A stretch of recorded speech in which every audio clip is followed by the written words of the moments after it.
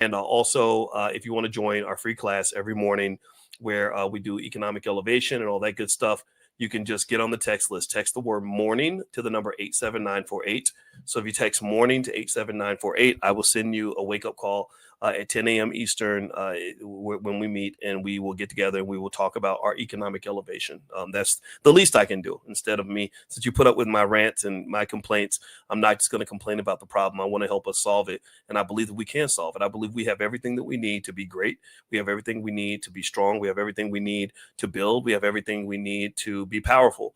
But we have to focus. If we do not focus and we get distracted by the nonsense and the pettiness and the silliness of American politics, then we're just going to be pissed off, frustrated, fighting, and mad all the time. And it's going to dilute our strength. I really believe it dilutes our strength. So I want to encourage you to do this. If you will put a yes in the chat for me, if you will at least consider this, okay? I would like for you, whether you're Democrat, Republican, independent, or not voting, I don't care. I'd support your decision because it's your decision. Give me a yes if we can all promise that we're not going to fight with our relatives over politics. Can we like at least align around that? Can we rally around this basic idea that I'm not going to fight with grandma because grandma wants to vote for Trump? I'm not going to fight with my brother because he decided not to vote. I'm not going to get mad at my sister because she got her Chucks and Pearls, right? My sister got her Chucks and Pearls. My sister's an AKA. My brother's an Alpha. So I'm practically like a brother-in-law of Kamala Harris, right? So you know what they're doing. You know what they're lining up for.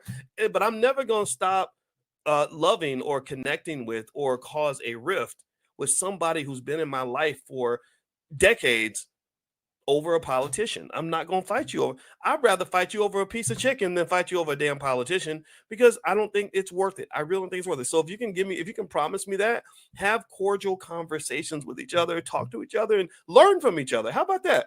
If one good sign of intelligence, actually, if you want to know, is your ability to listen to opinions that are different from your own and to respectfully learn from that perspective.